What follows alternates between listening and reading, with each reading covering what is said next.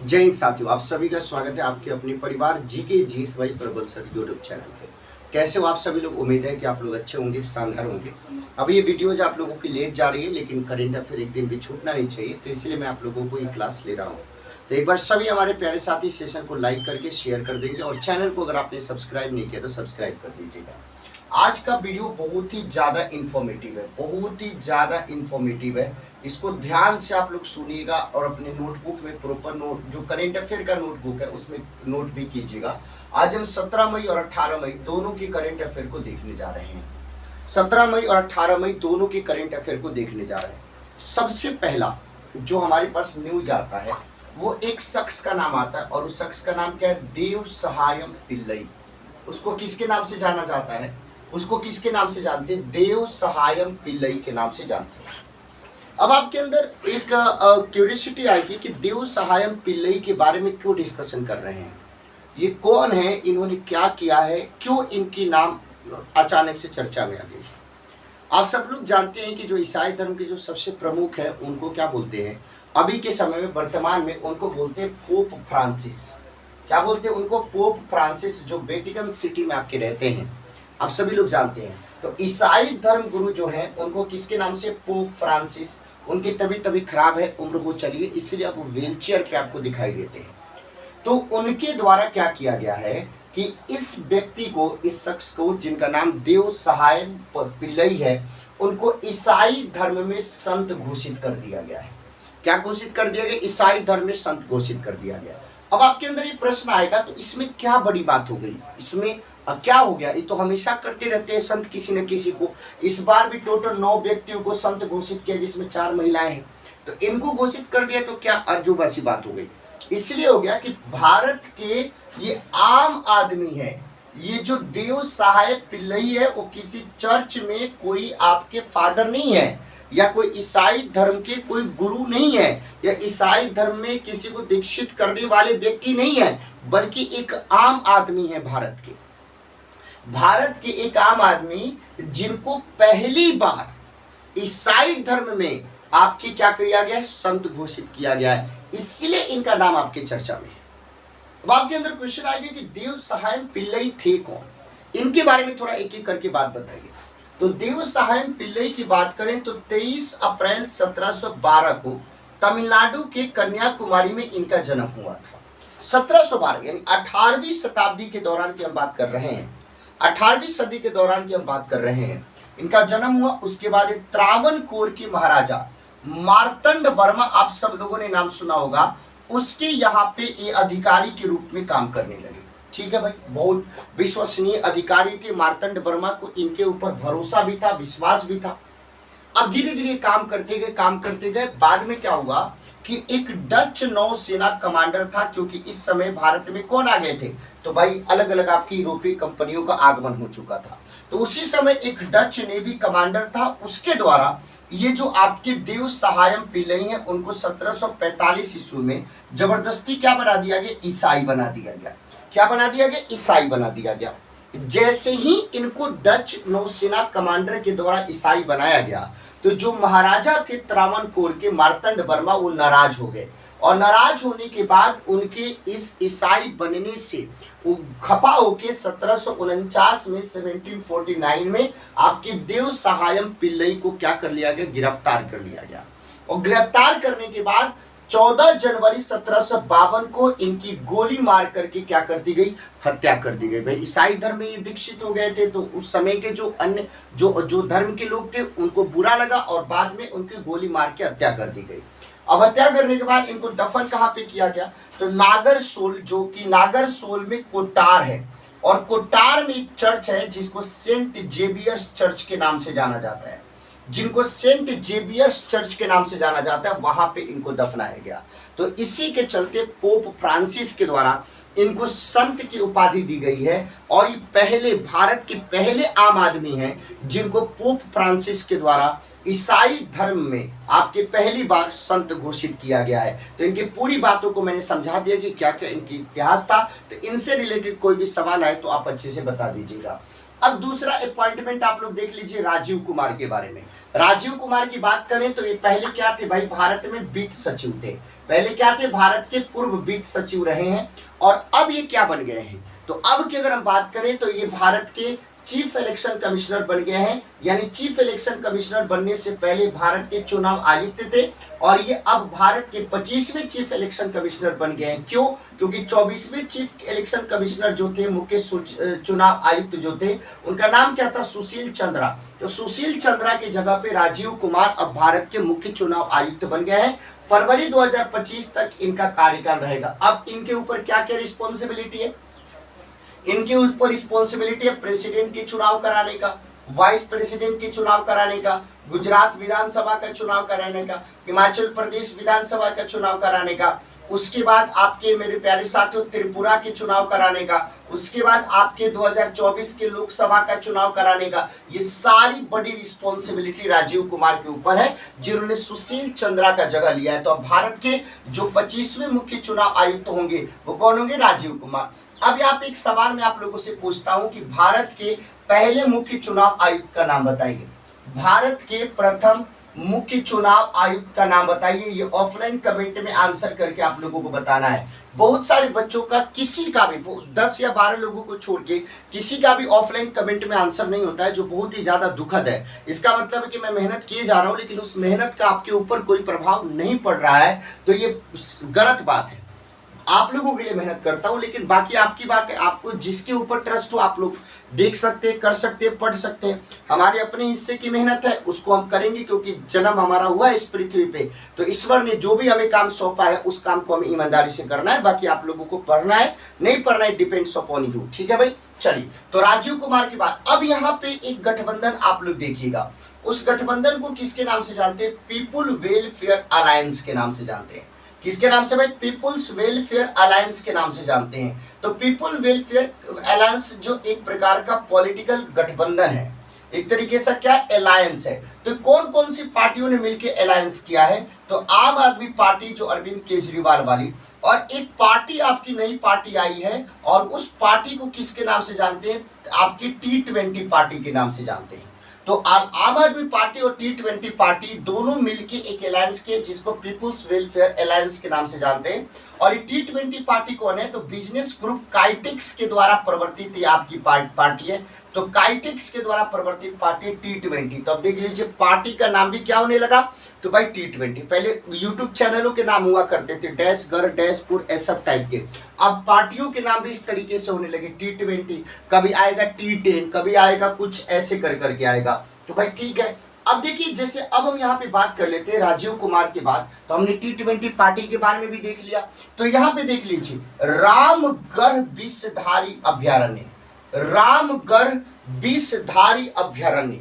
आपने बोला कि ठीक है ये क्या है भाई, तो देखो इस एक चीज क्लियर हो गया कि अभ्यारण्य है यानी रिजर्व है। लेकिन ये किस प्रकार का रिजर्व है, तो ये आपकी एक तरीके का टाइगर रिजर्व है। तो आपने बोला कि भारत में तो बहुत सारे टाइगर रिजर्व है, ये टाइगर रिजर्व क्यों खास है। भारत में अभी तक कितने टाइगर रिजर्व थे, 51, और अब ये 52वां टाइगर रिजर्व बन गया। यानी अभी वर्तमान में इस रामगढ़ विषधारी टाइगर रिजर्व को लेके टोटल भारत में कितने टाइगर रिजर्व बन गए हैं, तो टोटल भारत में 52 टाइगर रिजर्व बन गए हैं।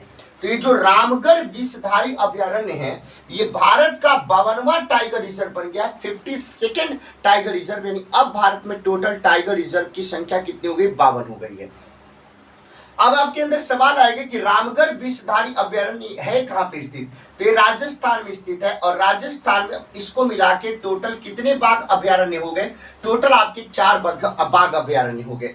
पहले से आपके रणथंभौर था, पहले से सरिस्का था, और उसके बाद मुकुंदपुरा था। तो रणथंभौर, सरिस्का और मुकुंदपुरा के बाद अब कौन आ गया, रामगढ़ विषधारी अभ्यारण्य। यानी राजस्थान में इसको लेके टोटल 4 टाइगर रिजर्व हो गए, और भारत में टोटल 52 टाइगर रिजर्व हो गए। 2019 में जो टाइगर के ऊपर आपका रिपोर्ट आया था, जो बाघ के ऊपर रिपोर्ट आया था, उसमें बताया गया कि भारत के 20 राज्यों में बाघ पाए जाते हैं, और टोटल 20 राज्यों को मिला के 2967 बाघ है। यानी 2967 टोटल आपके बाघों की संख्या बताई गई है। तो इस तरीके से भारत का 52वां जो टाइगर रिजर्व बना है रामगढ़ विषधारी अभ्यारण्य, और राजस्थान का ये 4था टाइगर रिजर्व बना है, राजस्थान में स्थित है। अब यहाँ पे देखो भाई, आपने यहाँ पे की पूरी बातों को समझ गए। अब इटालियन ओपन टेनिस टूर्नामेंट आपके टेनिस का बहुत बड़ा टूर्नामेंट है। अब इसमें दो वर्ग होते हैं, पुरुष वर्ग और महिला वर्ग। तो पुरुष में इसको विजेता कौन बने, तो सर्बिया के नोवाक जोकोविच, जो कि अभी टेनिस के दुनिया के नंबर 1 खिलाड़ी हैं। और किसको पराजित करके, तो ग्रीस के स्टेफानोस सिटसिपास को पराजित करके।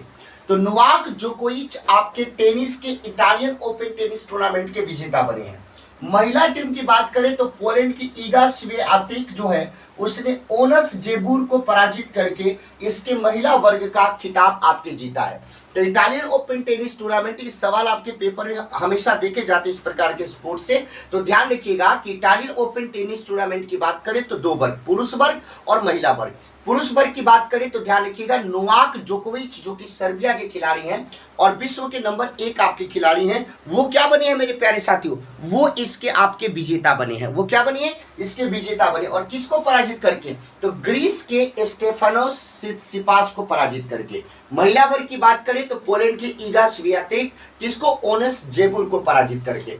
अब यहाँ पे देखो, यूक्रेन के लिए एक बहुत ही खुशी की बात है, जहां पे पूरे वैश्विक स्तर पे यूक्रेन को अलग तरीके से सपोर्ट मिल रहा है, लेकिन रशिया के द्वारा बार बार यूक्रेन को तबाह करने की जो नीति है वो कहीं ना कहीं यूक्रेन को एक तरीके से ऐसे जोन में डाल दिया है कि हम करें तो करें क्या। लेकिन यूक्रेन के जो आपके नेता है जेलेंस्की, जिस तरीके से उन्होंने यूक्रेन के लोगों के साथ खड़े होकर आगे से उसका नेतृत्व करके दुनिया को एक मैसेज दिया है कि राष्ट्र प्रेम से बड़ा प्रेम कोई नहीं होता है, और जब आपको राष्ट्र से प्रेम होता है तो वही आपका राष्ट्रवाद कहलाता है। और यूक्रेन ने जिस तरीके से रशिया का सामना किया है और पूरे विश्व की सिंपैथी जिस तरीके से और सपोर्ट जिस तरीके से यूक्रेन को मिला है, और रूस को अलग थलग रखने की जो आपकी नीति देखी गई है, वो यूक्रेन की बड़ी जीत मानी जाती है। अब यहाँ पे यूक्रेन की एक और बड़ी जीत है, एक प्रतियोगिता हुआ जिसको क्या बोलते हैं, यूरोविजन सॉन्ग प्रतियोगिता बोलते हैं। ये म्यूजिक कंपटीशन है, इसमें रशिया भी पार्टिसिपेट करता था, लेकिन इस बार रशिया ने इस कंपटीशन से अपनी दूरी बनाई, रशिया ने पार्टिसिपेट नहीं किया। ये कहां पे, इटली के ट्यूरिन शहर में, इटली के ट्यूरिन शहर में इसका आयोजन हुआ यूरोविजन सॉन्ग प्रतियोगिता का। अब आपके अंदर क्वेश्चन होगा कि इसकी विजेता कौन बने, तो यूक्रेन के जो कलुस आर्केस्ट्रा है, यूक्रेन के कलुस आर्केस्ट्रा इसके विजेता बने। और कौन से गीत के लिए ये विजेता बने हैं, तो एस्टिफानिया के आपके दम पर। तो गीत है यूक्रेन का एस्टिफानिया, उसी एस्टिफानिया के दम पर यूरोविजन सॉन्ग प्रतियोगिता यूक्रेन ने हासिल किया है। और दूसरा स्थान किसको मिला, ब्रिटेन को। और ये कहां पे प्रतियोगिता आयोजित किया गया था, तो इटली के ट्यूरिन शहर में। तो देखो, मैंने 5 चीजें आपको बताई, देव सहायम पिल्लई के बारे में, राजीव कुमार के बारे में, पीपुल्स वेलफेयर अलायंस के बारे में, रामगढ़ विषधारी अभ्यारण्य के बारे में, इटालियन ओपन टेनिस टूर्नामेंट के बारे में, यूरोविजन सॉन्ग प्रतियोगिता के बारे में। तो एक बार स्क्रीनशॉट ले लीजिए, और जो भी साथी सेशन को देख रहे हैं, अगर आपने लाइक नहीं किया तो लाइक कीजिए, और एक बार चैनल को सब्सक्राइब करते हुए सेशन को अपने दोस्तों के बीच में शेयर जरूर कीजिएगा। पूरी बातें आपको समझ में आई या नहीं बताइएगा जरूर। अब हम इससे आगे की बात को देखते हैं कि और क्या क्या समझना है। स्क्रीनशॉट ले लीजिए आप लोग।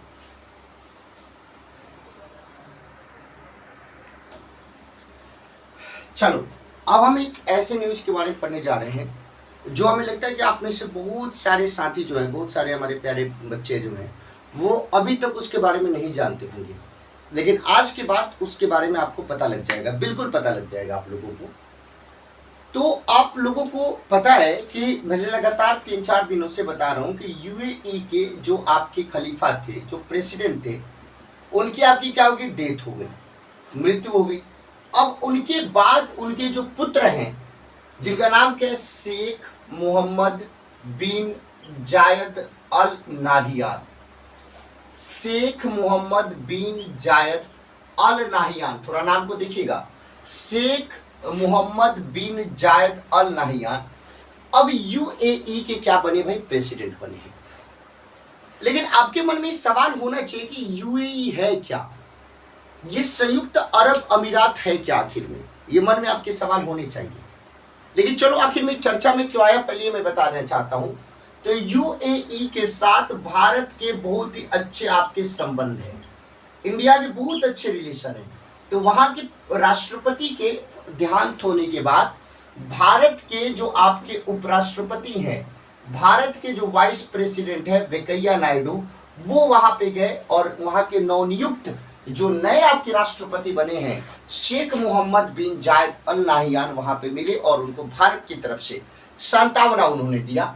और वहां के प्रेसिडेंट के डेथ होने के कारण यूएई में जो आईफा जो इंटरनेशनल आपके फिल्म फेस्टिवल होता है, इस समारोह होता है, उसको क्या कर दिया गया, स्थगित कर दिया गया है। चलो तो अब मैं अपने टॉपिक पे आते हैं, डिस्कशन पे आते हैं कि ये यूएई है क्या।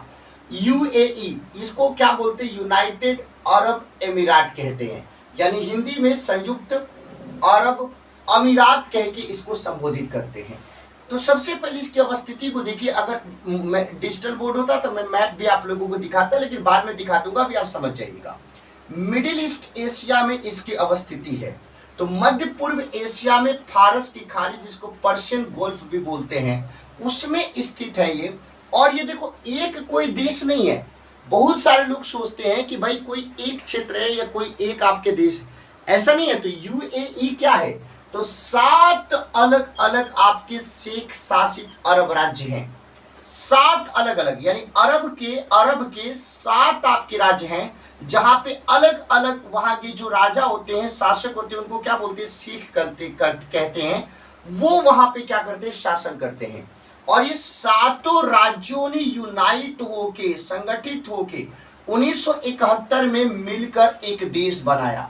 1971 में मिलकर एक देश बनाया और उसी देश को क्या बोलते हैं, यूएई के नाम से जानते हैं।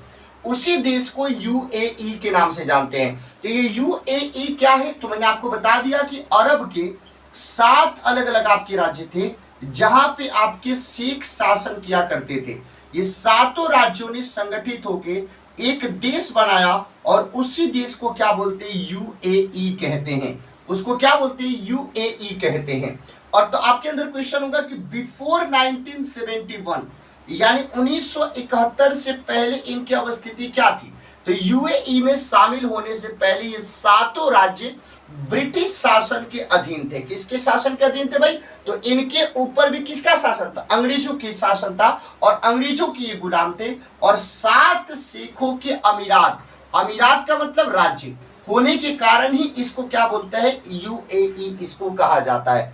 यानी आज के बाद से ये कॉन्सेप्ट क्लियर हो गया आपका कि यूएई क्या है, कैसे इसका फॉर्मेशन हुआ और पहले ये किसके गुलाम थे, ये चीज मैंने आपको बता दिया। अब आपके अंदर क्वेश्चन होगा कि चलो ठीक है, यूएई में जो 7 राज्य आपके शामिल है उस 7 राज्य का नाम बताइए। तो अबू धाबी ये यूएई में ही शामिल है, दुबई ये भी ये यूएई में ही शामिल है, शारजाह, अजमान, फुजइराह, अल कुवैन और रस अल खैमा। लेकिन सबसे इंपॉर्टेंट जो है इसमें आपके अबू धाबी है, फिर कौन सा है, दुबई है, फिर शारजाह को भी आप देख सकते हैं। तो ये 7 जो आपके यूएई में शामिल आपके राज्य हैं उसमें अबू धाबी का नाम आ जाता है, दुबई का नाम आ जाता है, शारजाह का नाम आ जाता है, अजमान का नाम आ जाता है, फुजइराह का नाम आ जाता है, अल कुवैन का नाम आ जाता है, रस अल खैमा का नाम आ जाता है। तो ये सब यूएई में ही शामिल आपके राज्य हैं। अगर आप सब लोगों की बात करें तो खाड़ी जितने भी गल्फ आपके कंट्रीज हैं उन खाड़ी देशों में यूएई पेट्रोलियम उत्पादों में बहुत ही ज्यादा समृद्ध है। और ऐसा बताया जाता है कि विश्व का 6ठा जो सबसे बड़ा तेल भंडार है, सबसे बड़ा जो विश्व का 6ठा तेल भंडार है वो यूएई में स्थित है, जो कि यूनाइटेड अरब एमिरात की अर्थव्यवस्था की क्या है, एक तरीके की रीढ़ है, एक तरीके का बैकबोन है।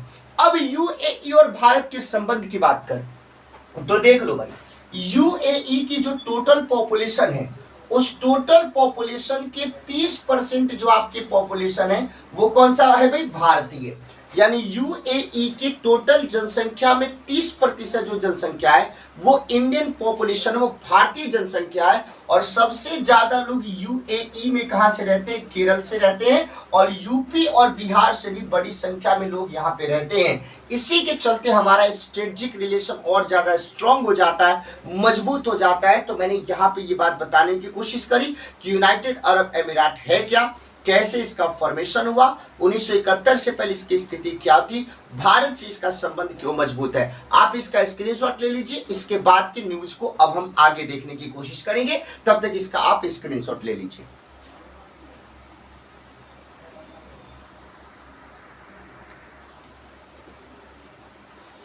अब हम बहुत ही महत्वपूर्ण टॉपिक के ऊपर हम लोग बात करने जा रहे हैं, बहुत ही महत्वपूर्ण टॉपिक है। अब खूब ध्यान से आप लोग सुनिएगा।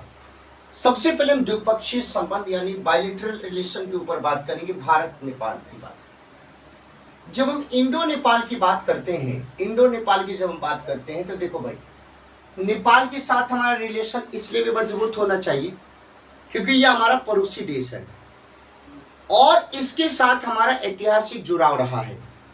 रोजी रोटी और आपके जो क्या बोलते हैं कि अलग अलग आपके संबंध भी हमारे यहाँ पे रहे हैं।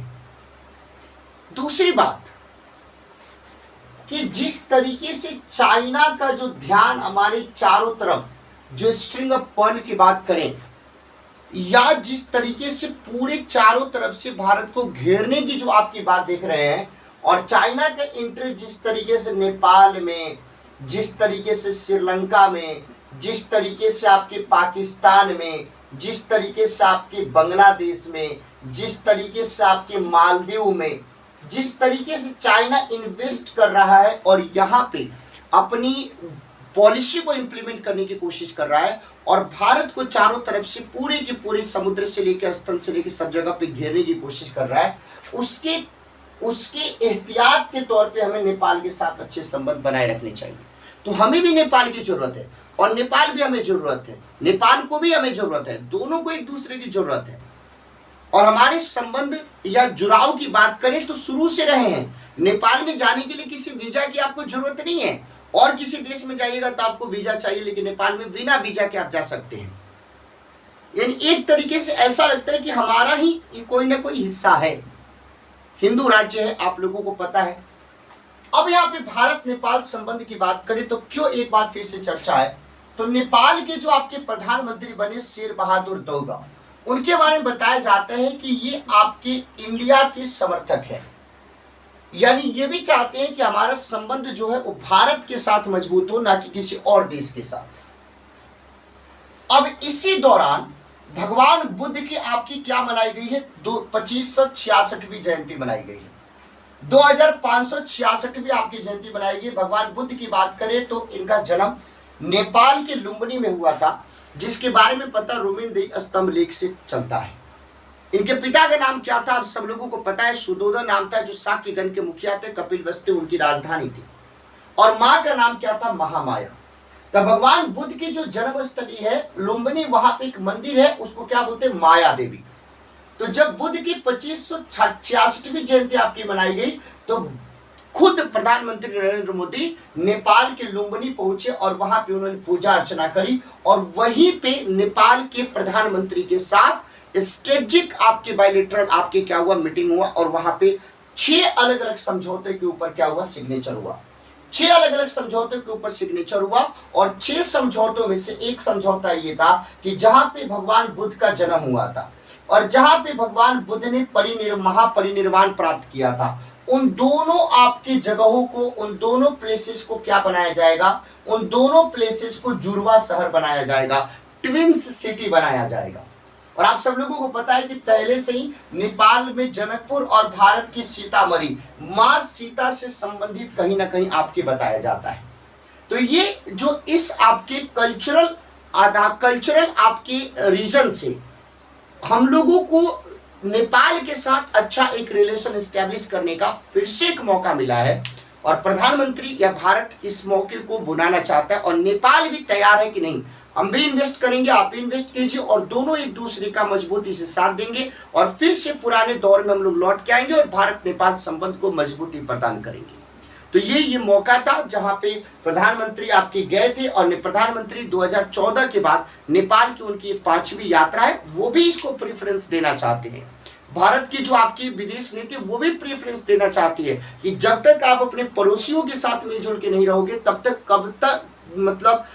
कब तक आप दूसरों से काम अपने चलाते रहोगे, आपके आसपास से भी संबंध मजबूत होने चाहिए। ये भारत नेपाल संबंध था। अब यहाँ पे आप लोगों को पता है कि पूरे विश्व में रूस और यूक्रेन के बीच में जो युद्ध चल रहा है, उसको लेके पूरा विश्व आपके 2 फार होता हुआ दिखाई दे रहा है, और एक तीसरा फार भी है जो न्यूट्रल तरीके से है। जैसे भारत की बात करें तो ना ही रूस का सपोर्ट कर रहा है, ना ही यूक्रेन का सपोर्ट कर रहा है, लेकिन रूस के मुद्दे पे भारत एकदम न्यूट्रल है, कुछ भी बोलना नहीं चाहता। आप लोगों को पता, अभी मैंने आपको बताया था कि प्रधानमंत्री मोदी जब यूरोपीय देशों की यात्रा पे गए तो उनके सामने अलग अलग आपके जो नॉर्डिक कंट्री थे उसके प्रमुखों ने यूक्रेन का सपोर्ट किया और रशिया का विरोध किया। लेकिन भारत का स्टेटमेंट था कि युद्ध किसी बात का सोल्यूशन नहीं है, लेकिन कभी भी खुल के उन्होंने रशिया के अगेंस्ट में नहीं बोला। लेकिन एक चीज आपको पता है कि जो रशिया के अगेंस्ट वाला जो आपके ग्रुप है उसका नेतृत्व कहीं ना कहीं अमेरिका ब्रिटेन करते हुए नजर आ रहे हैं। और हमेशा से रशिया इस बात का मानता है कि 1991 में जब से यूएसएसआर का विघटन हुआ तो यूएसएसआर के विघटन के बाद कहीं ना कहीं आपकी नाटो के माध्यम से जो अमेरिका के नेतृत्व वाली संगठन है उसके माध्यम से कहीं ना कहीं आपके अमेरिका ने रशिया को डिस्टर्ब करने की कोशिश करी और उसके पूरे की पूरे सीमा और जिसके साथ भी वो जिस देश के साथ सीमा साझा करता है उसको शामिल करके उसको रशिया को कहीं ना कहीं मतलब एक तरीके से प्रॉब्लम क्रिएट करने की कोशिश करी है। अब इस संदर्भ में एक और डिबेट आ गया है। वो डिबेट क्या आ गया है, फिनलैंड जिसके राष्ट्रपति कौन है, साउली निनिस्तो, और प्रधानमंत्री कौन है, सना मैरिन। अब फिनलैंड क्या बोल रहा है कि नाटो जो नॉर्थ अटलांटिक ट्रीटी ऑर्गेनाइजेशन है जिसमें टोटल आपके 30 सदस्य देश है उसमें शामिल होने के लिए आवेदन की बात कर रहा है। कि फिनलैंड बोल रहा है कि हम आवेदन करेंगे, हम एप्लीकेशन डालेंगे, नाटो में हम शामिल होना चाहते हैं। अब नाटो में शामिल होना चाहते हैं तो इस जो फिनलैंड की प्रेसिडेंट है साउली निनिस्तो उसने किसको कॉल किया, रशिया के राष्ट्रपति व्लादिमीर पुतिन को कॉल किया। व्लादिमीर पुतिन से उन्होंने अपनी इच्छा जताई। पुतिन ने सीधे तौर पे बोला कि देखिए आप नाटो में शामिल होइएगा तो उससे हमारे जो बायलैटरल रिलेशन है वो खराब होंगे। अब आपके अंदर क्वेश्चन ये आएगा कि भाई ठीक है बायलैटरल रिलेशन खराब होंगे तो होंगे, हम शामिल होना चाहते हो जाएंगे, तो फिनलैंड क्यों रशिया से पूछ रहा है? उसके पीछे ये कारण है कि जो फिनलैंड और रशिया जो है वो करीब 1300 किलोमीटर बाउंड्री आपके शेयर करता है। और रशिया का ये कहना है कि नाटो को लीड कौन करता है, अमेरिका लीड करता है। और अमेरिका हमेशा से रशिया को क्या करना चाहता है, डिस्टर्ब करना चाहता है, रोकना चाहता है या रशिया को कमजोर करना चाहता है। और उसकी सीमा जिस देश से साझा होती है वो उसको अपने साथ शामिल करके रशिया को रोकने की कोशिश करना चाहता है। और पुतिन ने इस बात को स्टेटमेंट दे दिया है कि 1991 यूएसएसआर के विघटन के बाद नाटो के माध्यम से अमेरिका ने हमेशा ये कोशिश करा है और हम उसको नाकाम किए हैं। इसीलिए हम कतई फिनलैंड को नाटो में शामिल होने का हम समर्थन नहीं करते हैं। और उसने फिनलैंड के राष्ट्रपति से सीधे इस बात की इच्छा जाहिर कर दी। उन्होंने बता दिया, स्पष्ट कर दिया कि इससे हमारे बायलैटरल रिलेशन के ऊपर बहुत ही बड़ा प्रभाव पड़ सकता है। अब आपने बोला कि ठीक है, अब लेकिन फिनलैंड ये स्टेप क्यों ले रहा है? तो यूक्रेन पर जिस तरीके से रूसी सेना ने हमला किया है उसी को ध्यान में रख के फिनलैंड नाटो का मेंबर बनना चाहता है। और वही फिनलैंड जिसके प्रेसिडेंट है साउली निनिस्तो और प्राइम मिनिस्टर सना मैरिन। अब केवल फिनलैंड शामिल होता नाटो में तो ठीक है, अमेरिका तो उसका वेट कर रहा है, लेकिन फिनलैंड का चूंकि स्वीडन के साथ आपकी रक्षा समझौता है तो फिनलैंड जब जाएगा तो इस नाटो में स्वीडन भी जाएगा। अब इसके विरोध में कि नाटो में इसको शामिल नहीं करना चाहिए, इसके विरोध में रूस तो है, रूस ने अपना कारण बता दिया कि क्यों है। अब तुर्की ने भी इसका विरोध किया है, लेकिन तुर्की के विरोध को अमेरिका बोला कि कोई दिक्कत की बात नहीं, तुर्की को हम समझा लेंगे, लेकिन रूस को समझाना जरूरी है। अब आपके अंदर क्वेश्चन होगा कि अगर मान लीजिए कि हम नाटो में शामिल होना चाहते हैं तो उसके लिए क्या होना चाहिए? तो नाटो में टोटल वर्तमान में कितने देश है भाई?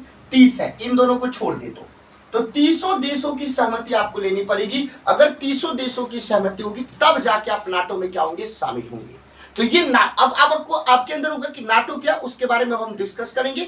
तो स्टैटिक जीके में नाटो के बारे में हम लोग पढ़ेंगे। तो अब मैं नाटो को आपको पढ़ाऊंगा। तो फिनलैंड का क्यों विरोध हो रहा है नाटो में लेके, रशिया क्यों विरोध कर रहा है, ये बात मैंने समझा दिया। तुर्की भी विरोध कर रहा है और फिनलैंड का रशिया के साथ क्या आपके संबंध है, किस तरीके से क्या है, इन सभी बातों को मैंने समझा दिया। उम्मीद है कि आपको ये पूरी बात समझ में आ गई होगी। तो ये करंट अफेयर आज था और आज चूंकि नाटो की बात आई है तो एक हम अंतरराष्ट्रीय संगठन के तौर पे स्टैटिक जीके में अब नाटो को पढ़ लेंगे। तो एक बार जितने भी हमारे प्यारे साथी सेशन को लाइक करके, शेयर करके, चैनल को सब्सक्राइब करके अपना प्यार सपोर्ट देके टीम प्रबल को मजबूत करें। आप सभी का बहुत बहुत धन्यवाद। सब लोग एक बार शेयर कीजिए और स्टैटिक जीके को कॉपी निकाल के उसमें नाटो हेडिंग बना लीजिए, इसका स्क्रीनशॉट ले लीजिए। चलो अब मैं आप लोगों को बता देता हूँ, नाटो के बारे में बता देते हैं। ये नाटो क्या है? जैसे आप लोगों को अभी सुना होगा, आप लोगों को मैंने बताया था, फिनलैंड के बारे में मैंने बताया और स्वीडन के बारे में मैंने आपको बताया। इन दोनों के बारे में मैंने आपको सिखाया कि दोनों आपके क्या होना चाहते हैं, नाटो में शामिल होना चाहते हैं। तो सबसे पहले मैं आपको बता देना चाहता हूं कि नाटो को लीड कौन करता है? अमेरिका करता है। इसका फुल फॉर्म क्या है? तो उत्तरी अटलांटिक संधि संगठन, नॉर्थ अटलांटिक ट्रीटी ऑर्गेनाइजेशन। 1949 में बाबू इसकी स्थापना हुई थी, जिसके टोटल आपके कितने सदस्य देश थे? टोटल आपके 12 सदस्य देश थे। बाद में 6 बार समय समय पर नए सदस्य इसमें क्या किए गए? शामिल किए जाते रहे। वर्तमान में अगर टोटल अगर देशों की बात करें तो आपके 30 सदस्य देश हैं। जब 2 आपके शामिल हो जाएंगे तो क्या हो जाएंगे? 32। लेकिन 2 कौन है? तो स्वीडन है और फिनलैंड है। लेकिन ये शामिल कब हो सकते हैं? जो बाकी जो आपके 30 राष्ट्र हैं वो सहमति इनके ऊपर दे तभी शामिल हो सकते हैं। तो ये इनकी इच्छा जरूर है कि हम नाटो में शामिल हो, लेकिन सबसे डिपेंड है कि वो जो बाकी के 30 सदस्य देश है वो सहमति अपनी देते हैं कि नहीं।